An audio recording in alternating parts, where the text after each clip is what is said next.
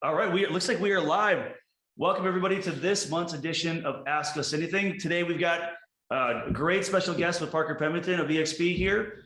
Of course, me, Mike Bernier with RG. We are completely brand agnostic. We're here for one purpose because we want to help you guys in the marketplace in a shifted market figure out what you can do to help really grow your business in spite of a market change. So first off, I want to say thank you for joining us today. Thanks, Mike. Appreciate it. Happy to help, and perfect time for this conversation. I think it is. Now I make it sound like this is a monthly thing we do all the time. This is actually only our second one we have done. So, nice. Okay. You know, we're kind of just getting rolling with this thing. Nice. But the way this format really works is we want the audience at home to be able to ask us questions. They can type their questions into a chat, and then we're going to pick those questions up and try to give our best answers. So go ahead and start typing questions whenever you want. Now we're going to invite you guys to really, focus on listings. I think listings is something that we need to talk a lot about when the market starts to change. Those that control the inventory control the market, really. So how to get more listings would be a great topic that we invite you to talk about or to ask questions on. But again, you can ask questions really about anything. So let's see who's got the first question. We need Jeopardy music or something for the dead space. Maybe Parker is. Oh, we got a question here. All right. Nope. Looks like we don't. All right. So maybe as we're kind of getting started, let's maybe start some conversation about listings. I'll kind of defer this to you real quick and I'll jump in too. If you're an agent right now that wants more listings, and I don't think there's a singular answer to that. There's not one magic bullet that's going to get all the listings. But what are some things that as an agent you can do right now to up your listing inventory? Yeah. Well, first you have to have a plan, right? You can't just shoot from the hip. The thing that I really like to do is I like to time block the time to actually work for acquiring listings. Mm-hmm. And really, what's happened in the last 6 months has changed our approach entirely, right? It's gone from a very fast moving, highly transactional market to now some people are like, where's my next deal coming from, right? And when you start to feel that way, you have one of two choices. You can either sit there and do the same thing over and over, or you can go out there and get it. You can go out there and make a difference and talk to people. And that's the thing, I tell everybody I talk to, if you had 1,000 conversations with people about real estate, what would happen? And when you can break that down into bite sizes, right? I talked to this with my own agents quite a bit.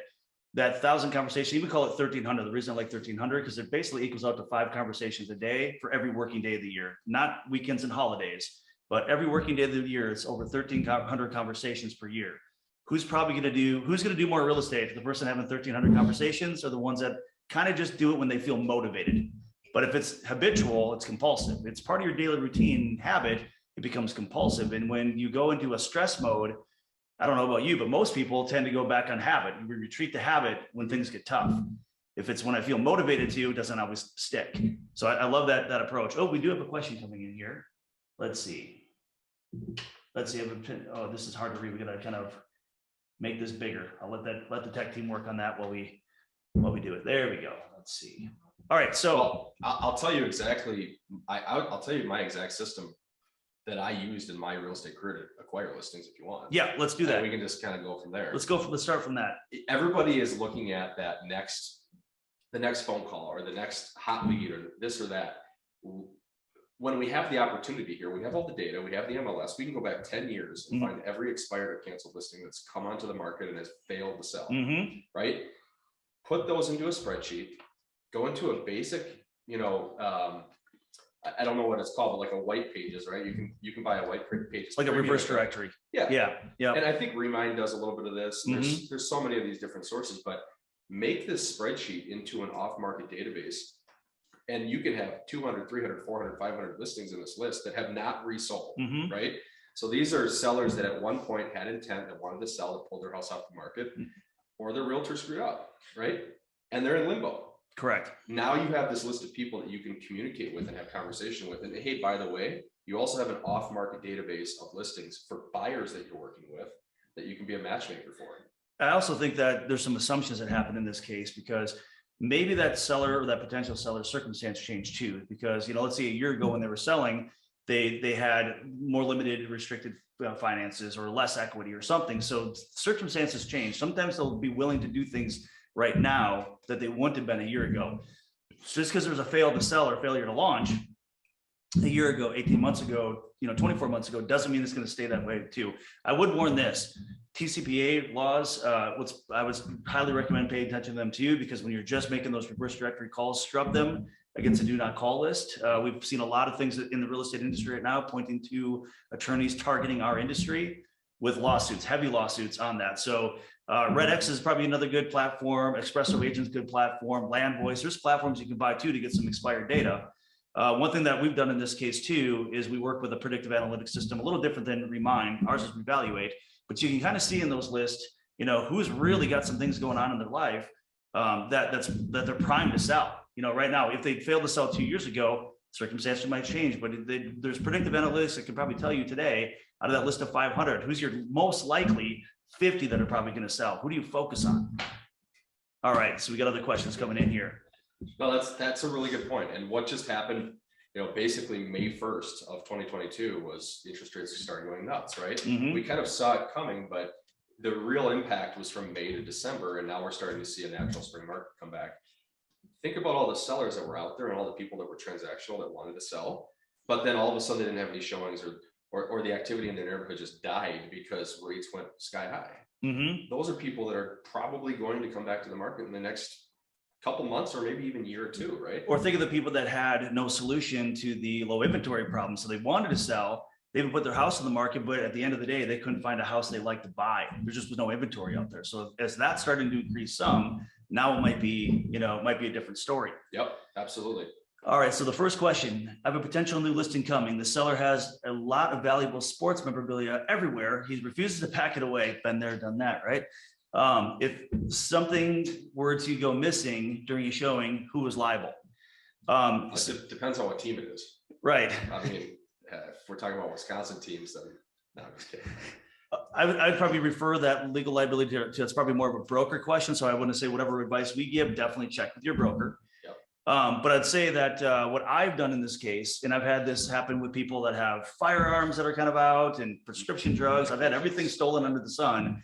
I always like to have people sign a release of liability if they refuse to remove valuables, at least in writing, that they acknowledge that it's not our responsibility. It's not our responsibility to secure their property through things like an open house or a showing. Yep. So that's what I've always done. I would definitely check with your broker though to have them expand on that advice. And that's a conversation that you should be having up front, right? Setting the expectation of this is what could happen. This is what has happened to me. If you're Mike in the past and people have actually stolen those kind of things.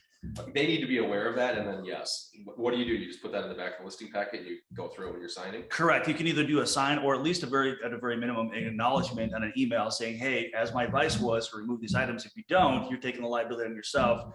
That way they can agree, and at least in writing, that they agree to that concept. What should your average day look like as a realtor? I actually love that question. Yeah. So I think I will start, and then Parker, if you want to kind of expand on this, your average day as a realtor should be focused on what is productive versus busy work. And what I mean by that, there's only a few things that we do in real estate that really move the needle in the business. We can be busy all day long, spinning our wheels on things that don't actually make money. So one thing I always recommend for agents is cut your day in half and spend at least half your day. I don't care if it's the first half or the back half. I personally like the first.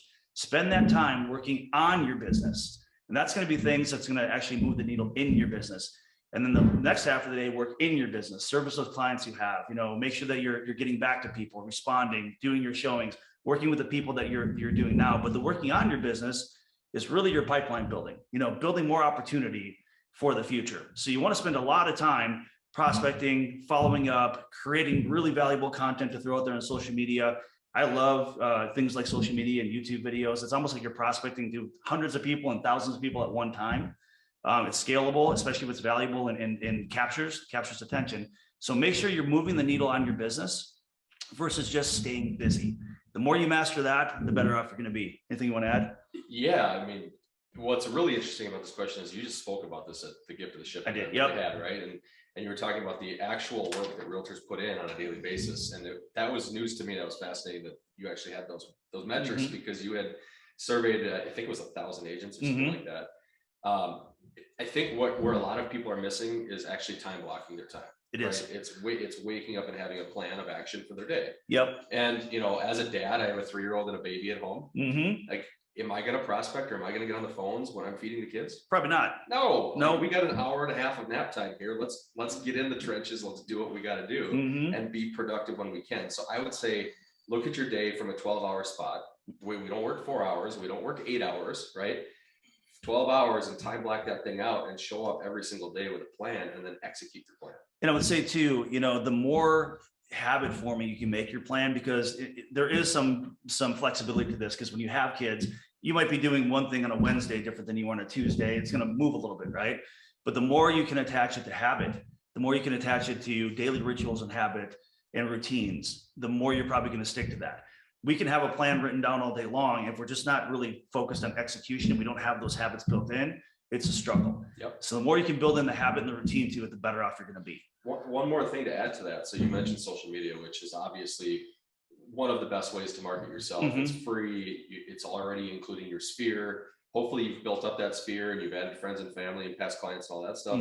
But the best advice that I could give is take those conversations or those interactions offline rather than just keeping them online. Correct. See so many people that'll just post and scroll, but it's literally, I made this reference the other day. If you're walking through Target and someone's like, "Hey, Mike, congratulations on the sale of that house." And just for example, right? And Mike just walks straight forward and doesn't even acknowledge them. It's the same thing as somebody saying like, "Congrats," or "Great job," or "I really like this," without you actually interacting with them, right? Correct. So take the time, actually make the comments, reach out through DMs, talk to those people, say, "Hey, Mike, I really appreciate the support. I haven't talked to you in 6 months. How are you?" Boom.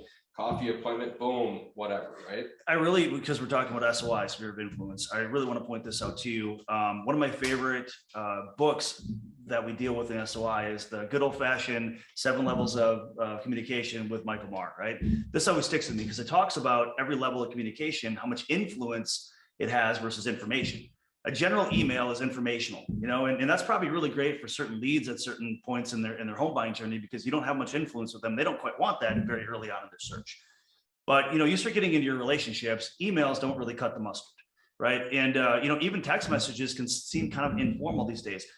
Like getting on the phone or getting face-to-face with people is where you have the best interactions, where you actually move the relationship forward. I think social media does a lot to keep you in front of your people, but to take it offline, even with a happy birthday. How many happy birthdays are you going to say, right? I'm going to try to call somebody the day before their birthday, knowing their birthday's coming up, and be the first one to wish them a happy birthday, right? So that's how you kind of take things offline. If you see somebody has a major life change, they got a new job, call them, right? You might go on social media and say congratulations, so other people see you do that. But ultimately, you want to call them. You want to take the conversation and the interaction offline as much as possible. That's what furthers those conversations, one-on-one, further the relationship. You look at when you got into the business, right? I got into it later than you, but you didn't have these things, right? And the advantages that we have nowadays with digital and with social is it's such an advantage versus what even like my dad, Steve, got into the business in 1978. He had a phone book, right? And he loves to remind me of that. Right? Yep. So take advantage of the resources that we have. Do what you just said. Yep. But I think what we do, we tend to hide behind the resources. So, because when I started to get listings in somebody's hands, I had a buyer that wanted to, take a look at properties. We had to basically drive to their house or mail them and deliver them. Right. Yeah. So we had to have these interactions. Now people tend to kind of hide behind things like social media, email, things we didn't have. We were forced to have more interaction. I would strongly recommend try not to hide behind products that make your life easier, because you can actually distance yourself from your end consumer. It happens very easily. Absolutely. All right, let's see.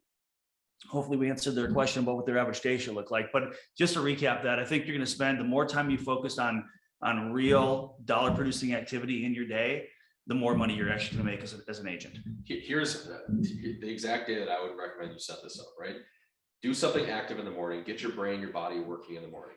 Don't be lazy. Don't sleep in until 8 or 9, right? Get up 9 to noon. You're making outbound. You are doing things that are going to promote more business coming your way. And then like you said, well, actually we'll go to lunch first. Try to take somebody to lunch or coffee every day. Make that a goal. The more of those that you can get, the more times you can talk. And if it's in your schedule, then it's your job to be filling up those slots of people. It's in your schedule. I don't have anybody to meet. So part of my job is I got to fill up my schedule for this week and next week. So I'm actually meeting people. 100%. And then you're going to have this gap in time in the afternoon and the evenings that if you are doing enough of the outbound and enough of the work that we just talked about, you're going to start filling it with appointment blocks, right? Correct. And any extra time, as you alluded to earlier, I would be working on your business in some way, with marketing, with social, with video, with just all of those things. And then my absolute favorite time is 4 to 6 p.m. That was always when I would make those follow-up calls. Hey, how many times have you been on the phone and someone was like, hey, you know what, I'm at work right now, it's not a great time, call me later today.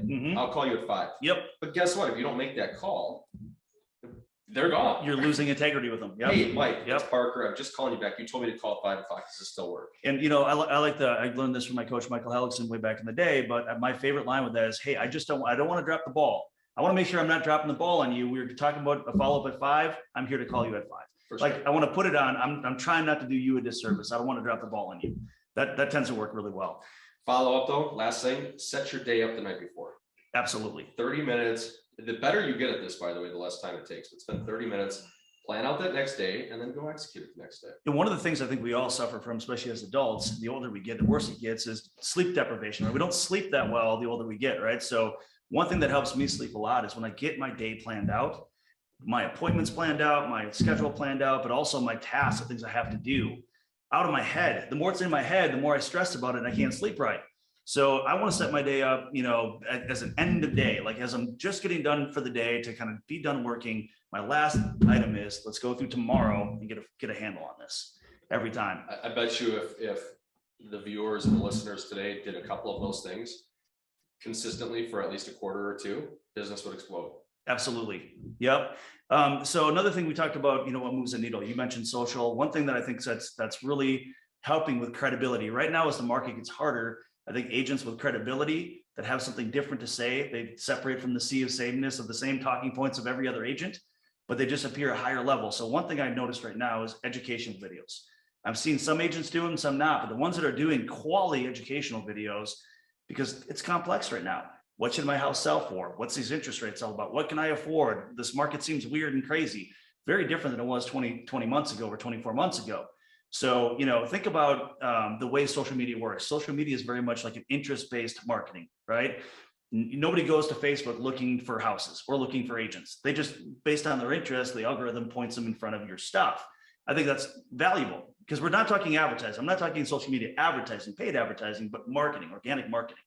However, I also like the idea of doing how-to videos, especially on YouTube. And the reason I like that, when people go, now we're not talking interest-based marketing, we're talking intent-based. They go to YouTube specifically looking for something, how to whatever, right? Yep. So I think there's agents that are using video platforms really well, that are doing educational videos really well, are doing great jobs on social. But the next step would be, let's get to the how-to videos and what how-to content. What's popular these days? Well, before we get there, if you don't mind. Yep. A mentor of mine told me video is the cheapest employee you'll ever have because it works forever and you never have to pay him or her, right? And it's scalable. But take that video that you're going to post on your Facebook wall, put it in, send it out to your CRM, put it on YouTube, put it on Instagram, everywhere, repurpose it. And then you've got all of your videos working for you in every direction and it's free, right? And another mentor of mine told me, if you're looking for content lives around us at all times. At all times, pay attention to the conversations you're having with people, pay attention to the conversations you're having with yourself.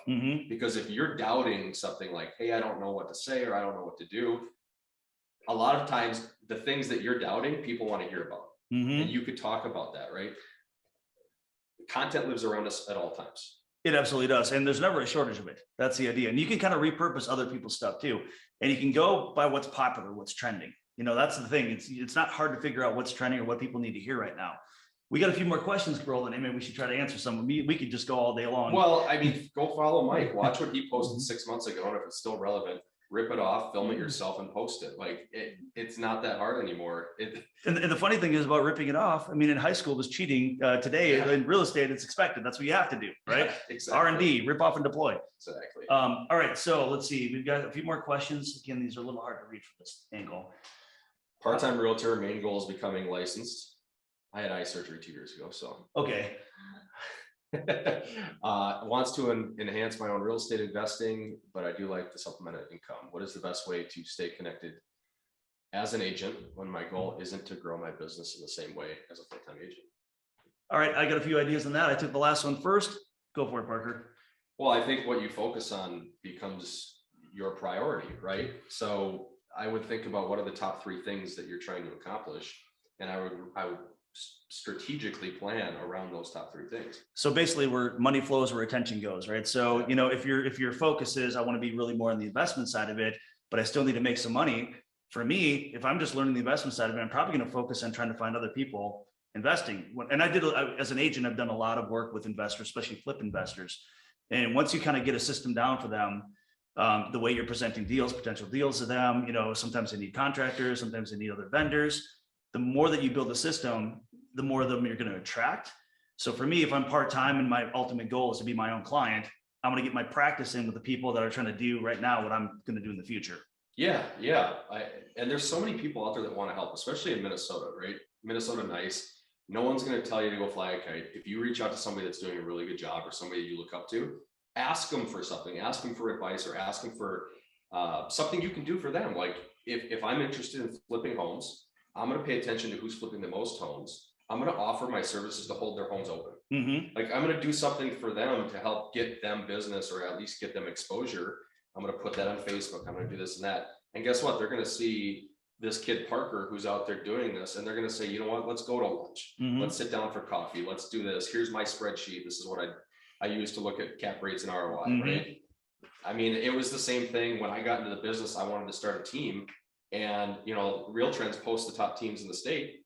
I tried to take every one of those people to coffee. Mm-hmm. Like 27 of the 50 said yes, mm-hmm. right? And that led me to the experience that I have today, and I'm sure you can relate to that too. Yeah, because I think we get in this anti-collaborative, competitive mode that we don't reach out and ask for help for people that we view as competitors. It's actually the wrong thing to do. You want to learn from everybody, and most people are pretty collaborative. Most people show you their whole playbook if you ask for it. I think there's a lot of abundance mindset with that, especially with top producers. Yeah, 100% with top producers. And the smartest people know this: the more people you help, the more money you're going to make mm-hmm. in life, whether it's through just pure karma and good faith, or whether it's through opportunity that comes through all of those conversations and appointments, right? Smart people who had to fight through the trenches to get the success that they want to give that back. And I think your network is always your net worth, right? So just because somebody else is a competitor in your space doesn't mean you can't have a great network with them and great experience with them, sharing back and forth. I think that's a great way to do it. All right, so the next question. How should I work with my SOI? Should I be calling an SOI right now, or should I send out cards and touch base with them and ask for referrals? What's the best and most effective way? So I think with SOI, I can't remember who went first last time. Go ahead, take it. All right, I think with SOI, one of the things I would really recommend, because SOI, again, means sphere of influence, not all relationships are created equal. There's different levels of relationships usually with their SOI. And there's different ways. I still like to use a CRM dealing with SOI. I think a lot of people don't, but for me, I've got 2 specific tags I really like to look at. Number one, maybe I'll draw this and see if you guys can see it. I like to think of the SOI as a circle, a sphere, and it's a circle. It's got 4 main components in my mind.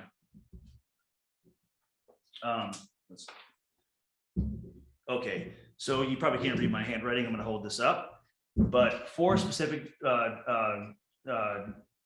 categories: friends, family, past client, professional network. Now that's one of the tags I'm going to use, is which part in my sphere are they? And there's a difference between a professional network, like a CPA, attorney, somebody that's a small business owner. They have a different network themselves. They're used to going and building relationships, referrals, and trading business back and forth. That's kind of how they do things. So perhaps my follow-up action plan is going to be different with, and what I'm going to say and do with them is going to be different with, call it your professional network than your friends or family, right? So I might separate that out a little bit, what I'm going to send to them, how often I'm going to call them, what steps I'm going to take. But I'm also going to go by an A, B, or C category of how strong the relationship is. How much influence do I really have with them? Now, your A is somebody that's like your ambassador. They're going to be sending you referrals. They're supporting your business. It's not weird for you to call them once a month. And I would say you're probably going to want to send out, personally, I like to send out 1 mailing a month, 1 valuable piece of email, like a home bot or keeping current matters, something that's going to be of high value. People are going to appreciate seeing an email. You don't want to just send an email with a few sentences, of a drip campaign. Send something of value. HomeBot's one of my favorite. I'm also going to send probably something in direct mail, and the calls will come. And again, based on influence, my A's will probably be once a month, B's once a quarter, C's once or twice a year. Because it's going to be weird if you're calling your least, close relationships constantly. They're going to feel like you're trying to sell them something. You don't want to do that. That's what I like to do. So those two different differentials, are they friends, family, professional network, or past client? I think past clients are extremely valuable. Oh, I forgot my C on there when I held that up, past client PC. But anyway, I think past clients, professional network are a great way. I personally hate working with family. I've never liked working with family. You have to determine your family on that. But I'm going to send different things to different people based on the influence, or a different action plan based on influence and based on what section in the or category they are in the SOI. That was super long-winded, but I'll let you take over from there. Well, I mean, to agree with you, I went to arbitration over my sister-in-law. So that sounds about right. That was my second year of real estate. Sounds about right. Waited 10 months to get the commission check, and we won, thankfully. Yep. But Mike's exactly right, and that's the exact cadence that we use for the A, B, and C's. But here's what I'll add too. There is nothing wrong with asking for the business. There's nothing wrong with you calling somebody and saying, "Hey, Mike, we know each other because of this, right? I'm trying to have the best year of my life in real estate. I'm very passionate about this. I'm asking for people that I love and trust for their support. Throughout the year, if you know anybody that I could help, would you just keep me in mind?" Like seriously, if somebody were to say that and they owned a home cleaning business, the first thing I'm going to think of when somebody needs to have their house cleaned is that person, because I want to help them out. Yep. Just don't be afraid to actually put that out there, but don't do it in the way of, if you're looking to buy or sell a house in 2023, call me. Right. I want you to know that I'm trying to grow my business. I'm very passionate. I'm working as hard as I can, and I want your support. And I think there's some things you can do to really reinforce that with your SOI. So for one thing, I love to call the SOI and connect people within the SOI. So, if I know that somebody in my SOI is a small business owner and somebody else is a CPA, I'm going to connect those people. I'm going to make sure that the referral is a good referral, right? I'm going to try to, if somebody needs a contractor, a plumber, something, I'm going to connect them with my own SOI. I want to be thought of as the go-to person in my SOI for all things and all needs, right? It's easier to have the conversation about referrals too, especially with the professional network, because that's how they live. It's an easier conversation. I like to even remove the word referral and go with introduction. To me, it's sort of a softer word. Like, if there's anybody that you could introduce me to, that'd be great. Because referral kind of implies that, oh, I'm putting my name on it. And what if you screw it up? And especially in the friends and family category, I've seen more difficulty there. Past clients, one of my favorite people in there, because you already have proof of concept. And actually, they're the most likely to refer. Statistically, those are the most likely to refer because they've already worked with you. They already know, like, and trust you. It's like a large department store. They spend most of their marketing money on customer retention, not repeat customer, or not customer acquisition. So it's repeat customer retention that they spend their money on. Why? It's harder to get a new client than it is to get a repeat client. So, when you're looking at SOI, you can't treat it all as equal. I think you have to have specific action plans. I like the air, ground, and sea game. So you're not just sending them, or you're not just doing phone calls. They're getting stuff on social media. They're getting stuff on email. They're getting stuff they're getting phone calls based on A, B, and C, and they're getting things in direct mail. So I like that sort of omnipresence approach. But when it comes to the actual conversations, C's in your database don't love to hear from you constantly. That's where they feel overpressured. So be mindful of that. Yes. And one thing with the SOI too, because we're again getting back to the listings, a real good exercise to do with your SOI is go kind of on a blitz of CMAs. You'd be surprised how many people want to know what their house is worth. If they're a homeowner, that's a great reason to call. And I think people struggle to call their SOI because they don't know what to say. That's always the question I get. Well, I know I should call them, but what should I say? Sometimes it's about offering them a product or services that they're not aware of, or that they need, or that they're interested in. And I see a lot of agents crushing it right now with CMAs. It doesn't mean they're going to sell, but it's a touch, it's a contact, and it's providing value. You have to remember that the majority of people out there are paying attention to what's happening on the news and what they're seeing on TV and social media and all of these outside influences that don't really know what's going on in sensationalizing. St. Louis Park, which we're sitting in today, right? And St. Louis Park is going to be a lot different than Woodbury. So offering that local touch and just that local expertise from somebody who's actually qualified, not the person on the news station, right? So yeah, I mean, I like everything that you just said there, but just realize that you're the expert. You have access to the data, you have access to the info. Share that. Absolutely. And try not to spend too much time on SOI. We spent quite a time there. Another place I want to jump over to while we're waiting for more questions to come in is open houses. When you're thinking about how to get business quickly, remember, open houses often, these are people that are self-identifying. They're raising their hand saying, I'm in the market right now. And, you know, what I see is agents do inconsistent open houses. So they do one open house about every 6 weeks. Well, you're going to get a dud in there every once in a while, or, you know, not or, you know, maybe you get a few guests, but they're all represented. But if you're doing them 2 to 3 times a week, every single week, I know agents that are doing anywhere from 1 to 2 to 3 deals every single month for free at open houses. And again, self-identifying, they're in the market. How do we focus on getting listings? Well, look at the price point of the opens.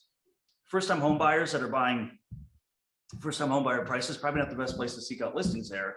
But how many people start their journey of homeownership or their selling their home as a buyer? Most of us start looking at what we're going to buy, which is a great place to meet these people at open houses, and they have a house to sell. It's a great way to source new listings. So I don't know how you feel about that, but I'm watching agents right now, especially when they're at an open and they've got more to talk about and more value to provide than what most agents are doing in opens. We're seeing conversions like crazy right now.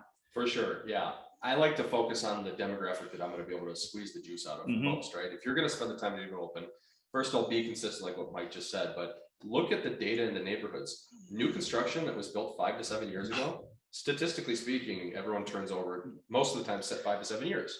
So guess what? Look for the ones that were built 3 years ago or 4 years ago and start becoming that constant figure in that neighborhood. Even if it's not your own listing, go hold it open, get in that neighborhood. I mean, make a presence. I think you're talking about upstreaming, right? If you're waiting for everybody to be like a solid lead source like Zillow, Realtor.com, you're waiting for these people bottom of funnel, and everybody competes and they go for that bottom of funnel lead. Yep. But when you upstream it and you're in those neighborhoods 2 years or more before people are actually selling, you're getting to know people. Yeah, you're going to pick people up in the open house, you're going to get clients, but the more you're going to kind of work that area, the more you're going to be the consistent face there. You can't go wrong. I've had people come back 3, 4, 5 years, probably longer too, if I actually went to the CRM and looked at this. From the time that I met them at an open house to the time that they actually came to me and said, Parker, I'm looking to sell, I'm looking to buy. The reason why is they're in the information gathering stage. And the more that you put yourself in that environment, the more information you're going to gather from the neighborhood. You're going to start to know, like, hey, this person over here is going to move in 2 years because John, their son, is going to graduate from high school. This person over here, their kids are just getting into elementary school. They just had a baby. Because you see them walking and playing in the yard, right? Like, if you're just smart about your approach and you put yourself in an environment, you're going to have success. I think so. And I think too, you know, once you get listings going, this is something I'm seeing agents, especially in a declining market, this might be a failure point. But when the agents started going through a declining market, the first thing they're gonna do is try to cut expenses, right? Well, you get a listing going now, and if the mindset is cut expenses, they're not really doing a listing launch. They're not really doing much to market that listing. They're putting it on the MLS and they're waiting for someone else to sell it. I think that's a mistake right now. I think when you do a real listing launch and you're using your listing to attract buyers, I can't tell you the number of sign calls we're still getting. Sign calls, and most agents aren't answering them because they think it's spam. They're not even picking it up. Well, if you're really savvy about this, you're probably gonna have a number on your for sale signs that's different than just your cell phone. So you're gonna use a product like Call Action or even a minimum Google Voice, something that's gonna show you that call is probably about real estate. And you're going to pick that call up every single time. So, you know, whether it's sign calls, you know, online lead generation, you know, social media lead generation through your listing, the list goes on. But I would be using my listing, and hopefully every 3 to 4 listings I get, I'm getting at least one more deal because I'm the listing agent in the neighborhood. I'm hosting the open houses. I've got a great sign-in platform. You know, we use Listings to Leads for that. Great open house sign-in platform. It's going right into your CRM.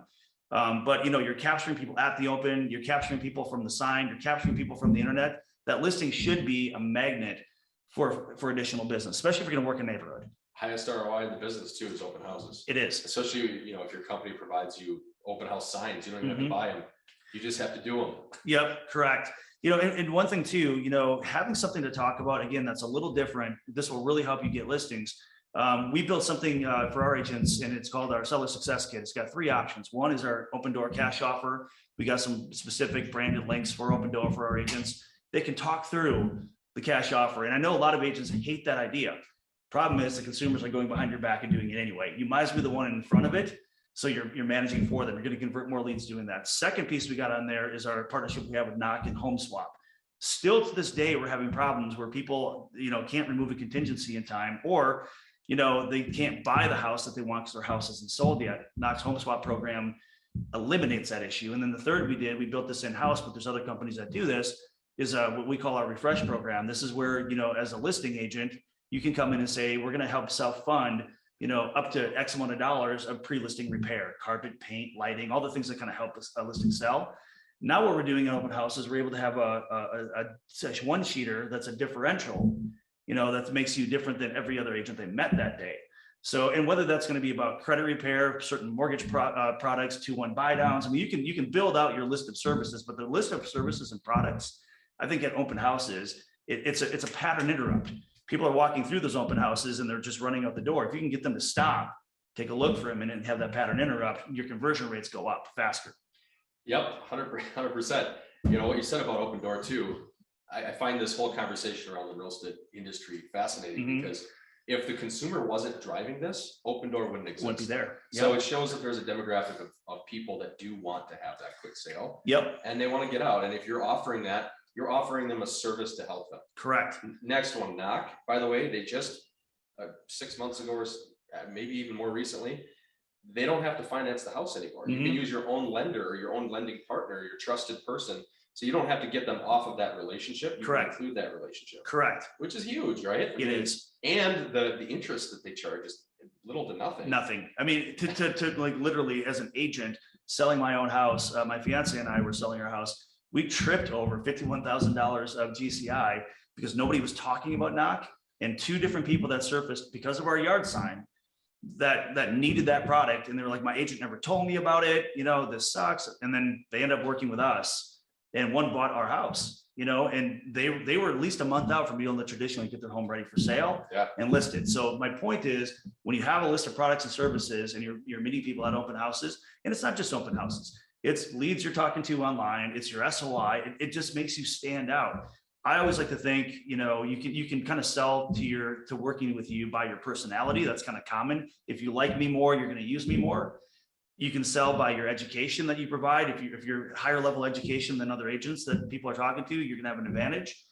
But if you have products and services that nobody's talking about available, that really cure pain points, game over, especially if you have all 3. I mean, that puts you on a different planet. Yeah. All right. Do we have let's see, another question right here. Best questions to ask at an open house to potential buyers. Oh, I love that. I took the last one. I'll let you go with this one. I tend to go the opposite way. A lot of things that I do are approached by me as a consumer myself. And if I were buying a car, I know a car is not similar to a house, but the process is actually quite similar, and the marketing is quite similar. If I were to show up on this car lot and the salesperson said, what brings you in today? Are you pre-qualified? Do you have a house to sell? Where are you from? Whoa. It's like, dude, they're hearing it from everybody else. Same thing, right? Yeah. So I'm actually a little bit more laid back. And for those that don't know me, I'm a big dude. Like if I'm standing in a doorway, literally he almost hit his head on our door coming in here. He pretty much had a duck. That's not a lie. I'm not going to block them or intimidate them from coming in the house. I want to be as laid back as possible, as supportive as possible. And my main goal is to show them that I'm educated and I'm good at what I do. And that's usually knowing the local neighborhood. It's knowing the local statistics. It's having a sales EQ up here that is understanding of what that person is actually looking for today. Why did they walk in that house? And how it feels when they walk in the house. You have to be empathetic to that. Yeah. If they feel like they're walking in a non-neutral territory, there's an agent there that's going to be all over them. That's what they're used to. Yeah. So I'm not going to block them at the door. In fact, I'm going to welcome them in the house. I'm going to go to the kitchen. I'm going to probably back up against the counter. I want to make myself less intimidating, right? He's intimidating too. But if you start off the conversation or the interaction with intimidation or just like pressure, they're going to do what everyone else does. No. Like you walk in, what was the old store? Buckle? Remember? Buckle? The 5-minute challenge. You had to get to the back wall and touch the back wall. Yep. Well, what brings you in today, Mike? Well, I'm buying some jeans. Right. I came here to shop. Right. I'm going to take a look around. And if I need your help, I'll come grab it. And what most people are going to say in that situation, I'm just looking. I'm just looking is I actually am going to buy something. I just don't want you crawling all over me. Yes. Right. Yeah. So use that sales EQ, that understanding of how the person wants to be treated and how they want to be questioned. Right. And the more rapport that you can form with that person, the more likely you are to get their attention, their information, and then they're actually going to start asking you some questions. Right. And that's when you know you have somebody. And I'll tell you, you know, when it comes to the question time, what Parker just said, I think is pretty valuable, because the same questions that they got at the last 3 open houses, what brings you in, how long you've been looking, how many you look at today, they've heard it, they've answered it, it sounds the same, right? So, you know, one question that's always worked well for me in open house would be like, hey, would you do me a favor? The seller's really looking for feedback on this thing, good or bad? You know, there's no wrong answer. I'm just curious what I can share with the seller. Again, any pattern interrupt, anything that's different than they've heard or gets them to stop for a minute has been helpful. Plus, I like to bring a display. I like for them things to be visual, you know, properties scrolling across the screen, a kiosk they can sign in at. I want to look professional and visual, again, to get them stopping, pattern interrupt. This is different than I've seen before. The more that I can look like a valuable resource rather than somebody that's pressuring them, the more they're going to open up. And the more, it's like anything else, the more I chase them, the more they run. The more I make them chase me, the better the relationship starts for me, if that makes sense. For sure. Yep. Do you guys do anything with off-market listings or off-market inventory? We do. Yep. Well, do you think people that walk in your open house want to know about things that you have coming up? That exactly, because guess what? They're looking at the same thing we are, limited inventory. Yeah. You know, like I don't see anything I like. What can I do to, you know, expedite this process? So if you have off-market inventory, great thing to be able to dangle in front of them, or one that's coming up on withhold, not active yet, right? Correct. Yep. Another reason why I really like and I promote, because especially if we're talking about listings, I promote agents to go and get to know the neighborhood too. If you have a listing, get to know that neighborhood, because we have buyers that we're meeting in opens that are unsuccessful and frustrated. We can bring that buyer to a potential seller that's coming down the road. When even today, we're still getting multiple offers, right? If I have 3 offers in hand that were not accepted, I'll go to every single neighbor and say, hey, you know what? We've been talking. You came to the open house 2 weeks ago. The house sold. We got multiple offers. The problem is I've got 3 people. We need a place that they want this neighborhood. Are you still thinking of selling, you know, within the next year? I want to be able to match make that way. So open houses are a great way to meet people, not just that are in the open houses, but get to know the neighborhood. For sure. The next one was, how do you explain agency at an open house? But before, I'm going to kick that to you because you're the broker. Yep. I'm not the broker.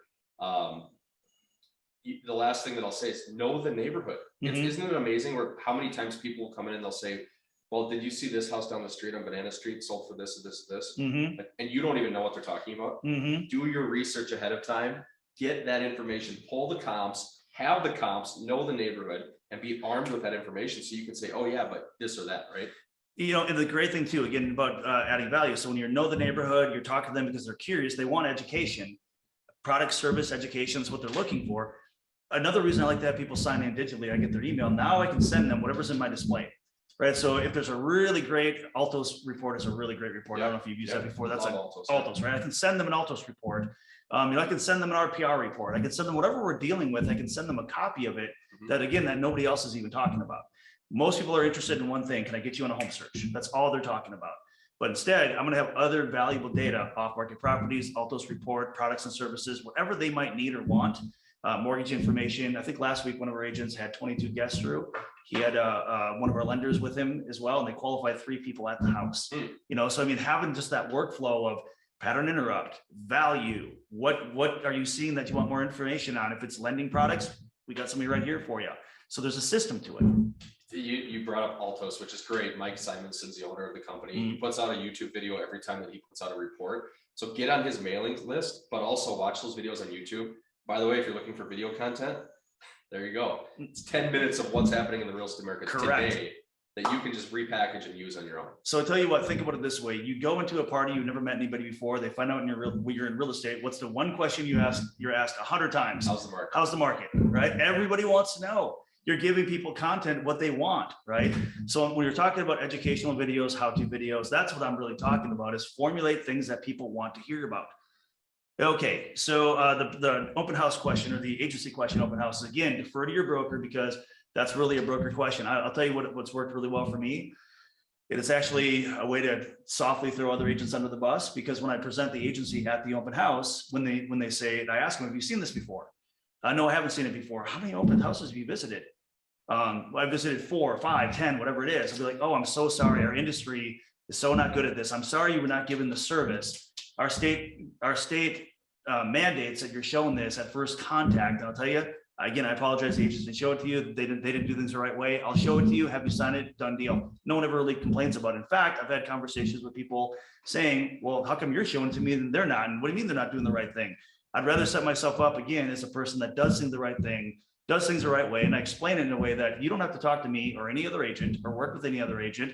You have options, so that's what the state wants you to know. So anyway, that's actually been a positive for me in my experience. And I know it's a touchy situation in opens. People feel awkward about it. Yeah. You don't have to feel awkward. Totally agree. Yeah. Okay, so I think we're out of open questions right now.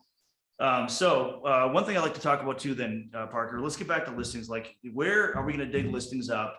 We talked about SOI, we talked about open houses. Where else can we dig listings up if we're out there right now trying to do something? Honestly, my favorite source, the highest, best use of your time is going to be on the ones that didn't sell, in my opinion. And if you want to build on that, we can go 2, 3, 4, but those people showed the highest intent, right? You're not going to Facebook somebody to death to invite you to their house to list their house. It's not going to happen. You have to do something about it to get out there and do it. And second is probably open houses, because the people, especially during times of market conflict around COVID, remember when properties are selling for 20% over? Do you think that the neighbor down the street wants to come in and find out what their neighbor just sold for? Or how about when interest rates go from 3 to 7, right? And they are starting to see homes sit on the market longer. So I think there's never been a better, well, I shouldn't say never, but in the last 3, 4 years, COVID and this interest rate debacle with inflation has caused an immediate curiosity amongst the community. Yeah. So I just, please share whatever you feel is best, but I'm out there with the highest intent people to educate them. Yeah. And I want to be face to face or belly to belly with people in neighborhoods that are curious. So I think what you're talking about too is really a sniper approach. You're talking about people that at one point recently have identified they're in the market, right? So that's why you're going straight for the person that has the highest intent sniper approach. A lot of us like to do a machine gun approach. And I don't think that there's one, I don't think you have to pick one over the other. It's about how effective one is going to be and what systems you have to put into the other one. But the machine gun approach would be more like, I'm just spraying the audience and hoping to find somebody that's going to do something, right? And some of those I think the open house approach is very sniper too, because people are in there identifying they're in the market. That's what they're there to do, right? They're not there, and most people are not there on a Sunday because they want to run through everybody's houses. That's like 10% of the people, right? Yeah. They might tell you that's what they're doing, but they're just not really telling you what's going on. Right. But that machine gun approach might be something like geo farming or circle prospecting, right? And you're still going to find some merit. If you picked 1,000 homes or 2,000 homes and you're going to geo farm that neighborhood, and I mean, I've seen people do it with 5,000 homes. But you're going to send them, again, you're going to send them direct mail. You're going to do door knocking, host neighborhood events. But you don't know who in the neighborhood necessarily is going to sell. But if you're omnipresent enough, you're going to be maybe thought of. Your hope is you're going to be thought of. And I know every single time one of our agents sends a mailing out, somebody gets a listing somewhere. It does work, just not, again, it's not the sniper approach. You're kind of spraying the crowd. There's also, I guess you call it the militia approach, where you have your SOI. That's sort of your untrained, army, ragtag army of people they're your people getting you business. They're not professionals at it. They're not trained at it. Most of them aren't even good at it. So one thing I would say, if you're going to try to get listings from your SOI, train people how to do the referral. How many times does somebody try to give your business card out and they call that a referral and it never goes anywhere? Right. Take the time to talk to people and say, I'd love an introduction. Thank you so much. Have some gratitude too. One thing I see often with agents, they get a referral and it's like, oh, thanks, on a text. Somebody just gave you $10,000, buddy. Get on the phone, kiss their feet. I mean, they didn't have to do that for you, right? Send them to dinner. Well, my God, do something that's going to show some gratitude. But really help your people, your militia, ragtag army, learn how they can better refer. You're going to get more listings that way. And then last, I'd say probably too, is your mercenaries. That's going to be your people that are trained to get you business. That's going to be your paid lead sources, your high quality ones that are going to be sending you, opportunity, your Zillows, your realtor.coms, your UpCities, your Redfin, stuff like that. You're going to pay for it. That's your mercenary squad. But if you're kind of deploying all of that and you got a system for all of it, you're likely going to get more listings. And as Parker said in the beginning, this is a contact sport. The more you're on the phone talking to people and you have something to say, who to contact and when. And one thing I like to do too, I don't care where the lead source is, referral, online lead, doesn't matter. I want to try to understand their timeline. Do we think they're going to move in 6 months? Do we think they're going to move in a year? And the buyers are liars. We all know that things move around. But I want to know what my pipeline looks like of who's going to be ready soon. And I want to really monitor their activity if they get hotter faster. I like to have the systems in place that I can see, oh, they're getting really active in a home search. I better probably call them, right? Rather than just, they're going to call me in a year when they're ready. Don't do that. Stay on top of the proactive piece, monitor their behavior, make sure that if they're getting active in the home search or they're getting active opening your emails and stuff, it might be a time to reach out. Yeah, and HomePod's great for that too, It right? is. If you have a past client database, you're literally seeing the interactions right there. Mm-hmm. Or if you have an IDX site that tells you when they come back to your site to look at houses. But Mike, when you asked me that, I immediately went to somebody with no budget that is operating purely off of Agreed. hard work. Yep. If you have some budget, use it, track, measure it, and don't give up on it. I mean, if you're going to do something, I would tell you to give it at least 6 months. I mean, if not a year, honestly. Most people will send out a mailer or they'll do Facebook ads or they'll do this. You need to make sure you have enough budget to carry that on long term. And because the reward, which is the house sale, comes well beyond that period of time that you just spent. Right. So yeah, and if you do have online leads, that's a privilege. That is an absolute privilege to have people coming in to your world to talk about real estate and work it. Don't just make one phone call and quit. Literally find that person a home, as I like to say, in your database. Now, later, 5 years from now, whatever it is, and then craft your approach around that. And I think too, like the online lead thing, that is going to be something that you got to have the budget for. Even if you're going the pay-per-click route, the cheaper lead route, those things won't convert fast. You're going to be, racking up the fees until they start converting. So, if you're looking for the cheapest, most free sources, open houses are probably one of my favorite. We talked about FSBOs, expires and withdrawals. I think people kind of forget too that withdrawals are really good. Cancels are a really good source as well. Yeah. They didn't expire, but they canceled for some reason. Again, a year ago, something might have changed since then. Probably time to touch base with them. With the open houses, one thing I'd recommend too is you can use that time with a question of what should my day look like? Well, how new construction agents sit in models all day long, but that's like an office to them. They're doing their other real estate work. You can schedule a lot of time in opens, bringing your stuff with you, and you're making your calls from there. And then you're having live leads walk in the door. It's like you're double dipping that, So I think if you really want the cheaper sources, focus on your SOI, focus on the FSBO, the expires and withdrawals. You could do FSBOs too, but I personally kind of like the expires and withdrawals better. Yeah. They already want to work with an agent. And then the last, really focus on that SOI, because the more you can focus on your SOI. And I think what people do too is when they think SOI, they go, well, I've got 50 people or 100 people in it. It's not that good. Well, great. Go meet new people. Like part of your thing is you got to go find better people in your SOI. So I think I just said a lot of things. Yeah, no, they're all great. And even just for sell by owner, the first thing that came to mind was what we talked about earlier, which is provide something of value. Not, hey, did you know that 90% of for sale by owners don't sell? Right. Hey, I want to come over for a listing appointment. No, how about this? Hey, I see there's some things that we can do to help advertise your property. I'd be willing to actually hold your house open for you. So you can go on and do something you like. I'm not expecting anything from it. If I acquire a buyer, I want to be able to work with that buyer. I've done it too. Same thing where I've driven by a for sale by owner that had a listing in the area. I'd knock on their door and say, I see you had an open house today. You had 2 signs. I'm like, if you notice, I had 20 signs. I had like 30 people through. Yeah. How about I give you some non-branded signs for next week's open? And I'll send people down to you if you want to send them to me. Let's collaborate on this. And then like the next step is, well, you didn't get much luck out of your open. I'll hold it open for you if you'd like. Anybody that comes through that wants your house, I'll take it. If they want a different house, I'll work with them as a buyer. No big deal. So you can start building that relationship that most people are not even trying to do. Yeah. And again, my brain just goes back to that agent who doesn't have the budget. And one thing that I want to mention, Mike gave a lot of great recommendations with where to put that money. But here's the thing, you guys, lenders, title partners, they can help you with that spend. So don't feel like you have to spend the entirety yourself sending out flyers. Go find that mortgage partner that's willing to invest in you and who believes in you, and put out a co-branded piece. Now, guess what? You just went and doubled the amount of people that you can help. Absolutely. Or at least mail to. And a lot of times too, kind of wrapping this all up, we only got a couple minutes left. When you talk about how to spend your day, what we just talked about, you can spend weeks building that out, right? So get it on a task manager or project manager board, get it in your schedule, time block for time to both do your calls, but also build out sort of your database, your plan, get into your business plan, attack different pieces every day. Like be proactive about that. That's what's going to crush it going forward in 23. Let's see. For FSBOs, how would you do the paperwork to host the open house? So that's a tricky one. Again, that's going to be a very broker specific. Some brokers will actually want nothing to do with that. So it's more like of a marketing agreement. It's not a one-time, I've seen a lot of weird things, one-time showing agreement, things that don't really apply. It's more like a marketing agreement and sort of an agreement that you're going to, if you find a buyer, that they will pay you for that house. So Yeah. it's a custom form and it's tricky, but you'll have to get your broker involved in creating that one. Yeah.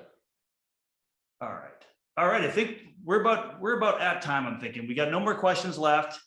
If anybody has a final question or comment, you want to throw at us, that's great.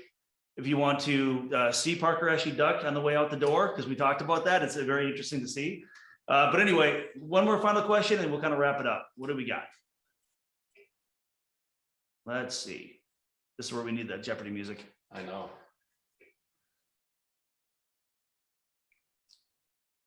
I mean, while we're waiting, I'll just say I appreciate the opportunity to be here with you guys and to speak to you.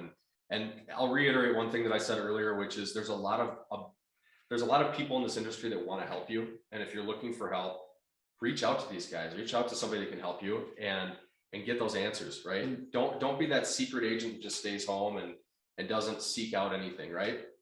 There's so many people, there's so many resources. Just pick a couple things and go super deep with it. And check your mindset too, because I've seen a lot of agents, oh, the market's hard, I'm just going to kind of quit, wait for it to get better. If you see the interest rate drop, you'll see agents, oh, it's time to get to work now. Yeah. Wrong mentality. You need to be working when others are not. Like, don't just stop and don't quit. Don't be defeated. Spend your time talking to people that can help you. Put some things in place you don't have now and move forward.